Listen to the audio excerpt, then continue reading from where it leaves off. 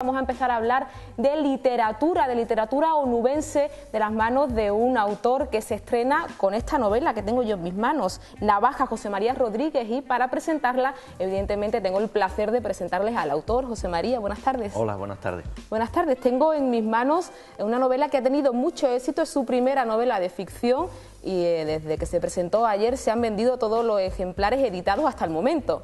Pues sí, esa es una buena noticia que hemos recibido esta mañana. Es un estreno, bueno, como sí. No sé si se lo habría imaginado alguna vez, no. Hace la primera edición Por supuesto que no.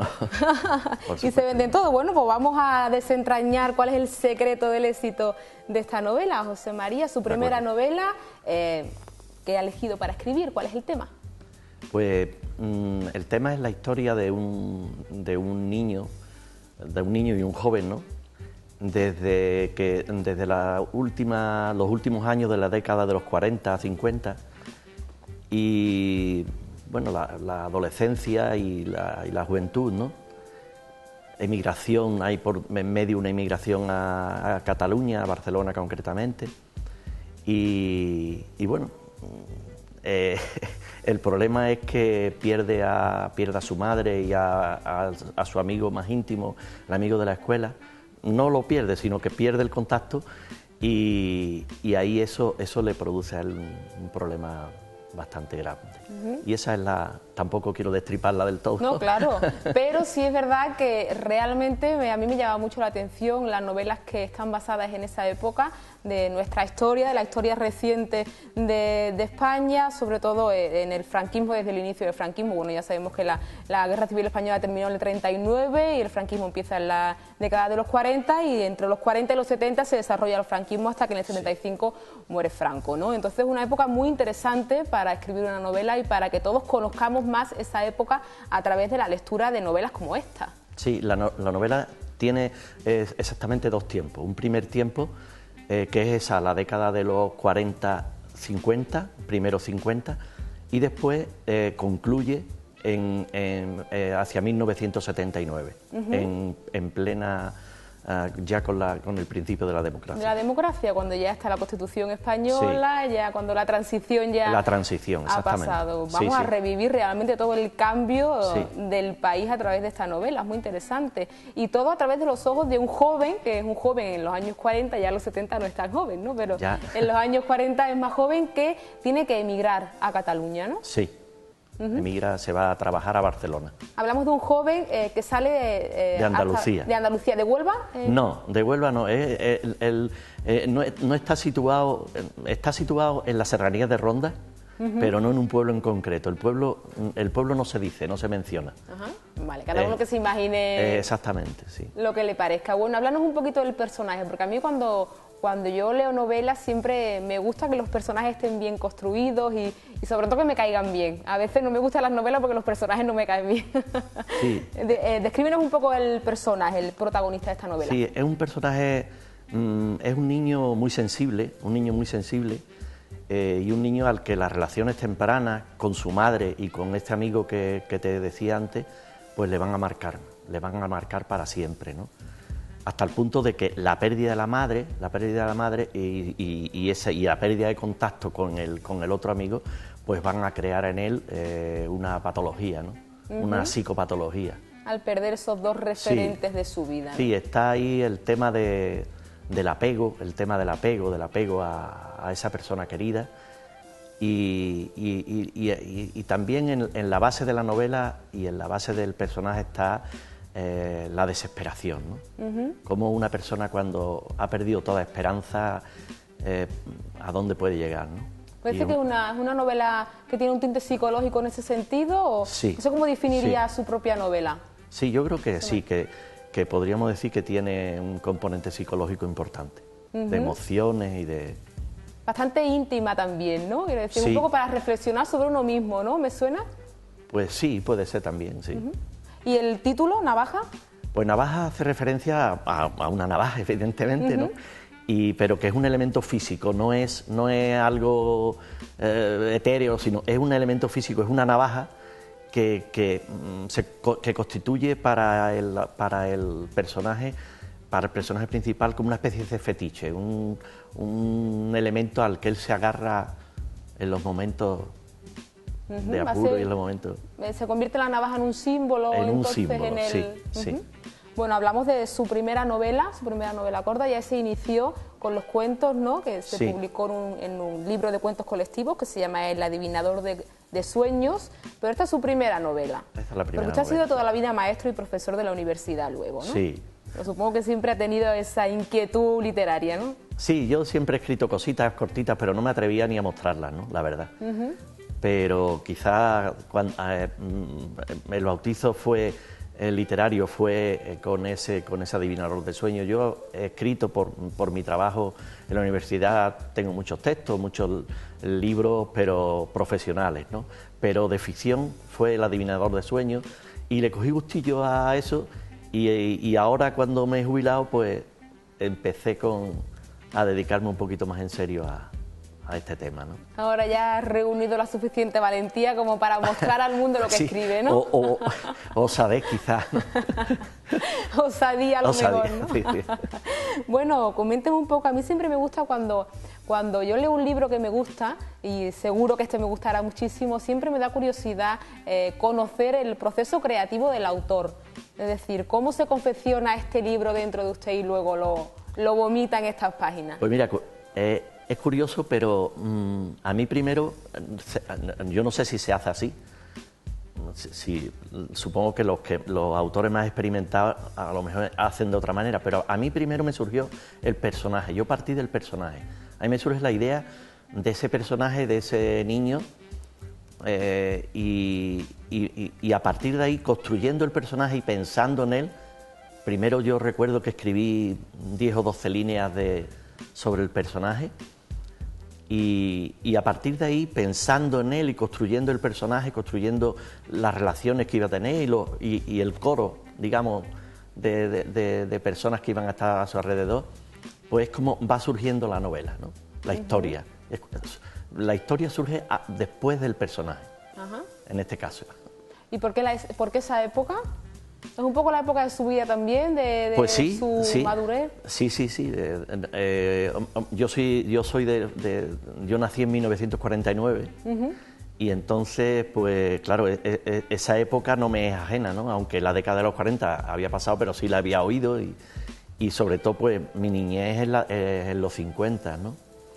Y de alguna manera, pues viví todo esto que, un poco más atrasado, pero viví todo lo que vive el personaje de escasez, de lo que fue la España de los años 40 y primeros 50, ¿no? Importante también para un autor que escribe sobre una época histórica de un país, aunque sea ficción, ¿no?, pero se basa realmente en una realidad, en una época histórica. Muy importante la labor de documentación, de investigación histórica, que supongo que en este caso también ha ejecutado, ¿no? Por supuesto, y además es una de las cosas que más he disfrutado. Me ha gustado mucho porque a mí me ha gustado siempre mucho leer e investigar y para documentar la novela, a lo mejor para encontrar una fecha o lo que sea, pues he leído muchísimo para concretar cualquier fecha o cualquier personaje que no quería que estuviera fuera de sitio, ¿no? Que bailaran en la historia y que quedara todo... La verdad que es muy interesante, como le decía al principio, porque sabemos a través de esta novela de ficción, que está basada en épocas históricas, sobre todo de nuestra historia, conocemos muchos detalles que no conocíamos. Realmente la mayoría de los españoles pues conocemos un poco esa historia reciente, ¿no?, del siglo XX, la historia de nuestro país, pero hay detalles que no conocíamos gracias a la lectura de este tipo de novelas. En su caso, por ejemplo, ¿qué es lo que ha conocido usted que no conocía antes a través de esta investigación a la hora de escribir esta novela? Hombre, básicamente ya te digo que yo lo conocía todo, porque además yo en mi primera fase de trabajo fui profesor de historia contemporánea, y ese fue el primer trabajo de licenciado que me salió, fue ese, y entonces pues la verdad que trabajé mucho toda esa parte de la historia, ¿no? Pero lo que sí he aprendido mucho de la vida cotidiana, ¿no? La vida cotidiana de aquellos momentos, ¿no? Que no es lo mismo que está en los libros de historia, ¿no? En los libros de historia está la visión del historiador, pero yo he buscado la vida cotidiana, ¿no? Y eso es lo que quizás me ha hecho disfrutar, ¿no? ¿Nos cuenta un poco de lo que ha aprendido sobre la vida cotidiana de aquella época? Pues no sé. Que estará relatado aquí, en este libro, supongo. Hay cosas que sí, cosas que no, ¿no? Pero, por ejemplo, me viene a la idea ahora, anoche, hablando con una compañera, pues le decía, es que una de las cosas que más le llama la atención a los jóvenes de ahora, y yo en clase cuando daba clases, alguna vez lo comenté y se quedaban un poco asustados, y les decía, es que, por ejemplo, en mi pueblo no había servicio de basura, de recogida de basura. Entonces, ¿qué hacíais con la basura? Digo, no, es que la basura no existía. ¿Cómo que la basura no existía? Digo, pues no existía porque todo se reciclaba. Lo que era orgánico, que no podían aprovecharlo los animales que en cada casa había, aquí en Huelva también, en todos sitios, se criaban cochinos, se criaban gallinas, se criaban patos, perros, y todos esos animales comían las sobras de comida, las sobras de comida. Lo que era de chapa o de lata se guardaba para cambiarlo al latero por unos jarritos de lata que eran donde bebíamos el café, y donde lo que era de madera se quemaba en las chimeneas para hacer de comer, lo que era de papel se guardaba para liar o para el baño, ¿no? Porque lo del papel higiénico vino mucho después, ¿no? Qué interesante ese tipo de aventuras históricas que inicias cuando escribes una novela de este tipo, y vas desentrañando un montón de cosas, y a veces tenemos mucho que aprender de nuestro pasado, ¿no? Por supuesto. La verdad que sí, y tenemos que mirar un poco al pasado para aprender un poco de todo lo que hemos dejado atrás. Sí, aprender y quizá y estar orgulloso de ver de dónde venimos, e incluso mirar con otros ojos el mundo de abundancia que tenemos ahora y cómo lo desperdiciamos, este mundo en que hemos entrado, que todo se tira, que todo... y antes era diferente, todo se reciclaba, todo... Si le parece, José María, voy a leer la primera frase del libro. Puedes leer lo que quieras. No vamos a desentrañar mucho. No leas la última. Pero la última, la primera. La vida más fácil es la mejor. Es lo que me suena a eso que estamos diciendo, como hemos definido nosotros este libro, ¿no? Un libro íntimo, un libro que bucea en la psicología del personaje y de todos nosotros a la vez, ¿no? Sí. Pero no me suena que este hombre vaya a tener una vida fácil en este libro. No, es un contraste precisamente, porque esa frase, fíjate que después le va a ocurrir lo contrario, ¿no? Él se rebela contra eso, porque eso significa también, la persona que se lo está diciendo, lo que no quiere es que él inicie ninguna aventura, sino que confórmate con lo que tiene y quédate ahí, ¿no? Y él se va a rebelar contra eso, ¿no? La vida más fácil es lo mejor, no te metas en complicaciones, y eso no lo quiere él. Por tanto, una historia también de superación de retos. Pues sí. Es que en aquella época, bueno, hoy hay que superar muchos retos también, pero en aquella época eran retos muy básicos, ¿no? Que había que superar. Igual que ahora los jóvenes se están yendo a Australia a encontrar trabajo, a Inglaterra, a Alemania, imagínate lo que era para entonces un chaval que salía de un pueblo de aquí, de Andalucía, de un pueblo agrícola, y que se iba a Barcelona a 2.000 kilómetros, donde tardaba 12 o 14 horas en llegar, ¿no? Se tardaba 12 o 14 horas en llegar en el tren, o sea que... Madre mía. Imagínate, ¿no? Lo que suponía emigrar hasta Barcelona solo, ¿no? Efectivamente. 12 horas de viaje, bueno, había otra manera que ir en tren, no había otra manera. Bueno, se lo dedica usted a todo lo que considero mi familia, o sea que hace usted extensiva esta dedicatoria no solo a su familia sanguínea, ¿no? Sino a muchas más personas que quiere. Esa es una teoría que yo tengo hace mucho tiempo, que yo creo que la familia no se limita al libro de familia. La familia también son otras personas con las cuales que has conocido posteriormente y con las cuales has llegado a una intimidad y a un cariño especial, ¿no? Y yo, gracias a Dios, tengo muchos amigos. Bueno, pues antes de hacer la próxima conexión con la Feria Agroalimentaria de San Juan, no quiero despedirles sin comentar esta portada, el diseño de la portada, que vamos a decir el autor, que es un autor además de Huelva. Sí, ¿vale? El diseño de la portada es de Pedro Nolasco Cordero, un pintor que es oriundo de Triguero, un chaval joven, pero con una carrera muy prometedora, que ha ganado varias veces aquí, tiene premios de la Bienal de Arte de aquí y de la Bienal de Arte del Ayuntamiento de Huelva y de premios nacionales, y me encanta y me llevo muy bien con él, y él se ofreció a hacerme la portada y me la hizo. Es una portada que realmente da unas pequeñas pinceladas de lo que... Tú no lo digas.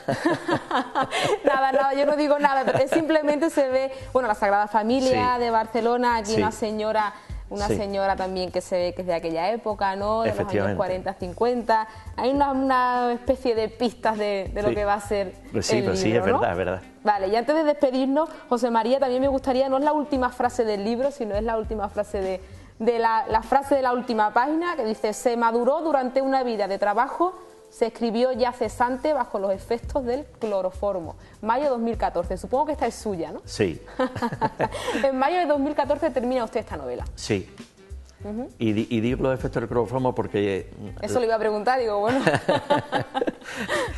es que, bueno, es una cosa personal. Yo tuve una operación quirúrgica hace un par de años y bueno, como toda operación necesita cloroformo, ¿no? Y la salida de esa de la operación, que es muy larga, tú lo sabrás, ¿no? Por algún familiar o algo, y que es complicada, pues a mí me ocurrió una cosa que es un poco parapsicológica o a lo mejor es normal, pero no lo sé. Yo, como era la primera vez que me operaba, pues durante las 3 o 4 horas después que estuve en ese duermevela, ¿no? Que no estás despierto, que estás dormido, que curiosamente no recordaba que había hablado con mis hijos y con mi familia, ¿no? Pero sí, durante ese tiempo estuve reviviendo toda mi infancia.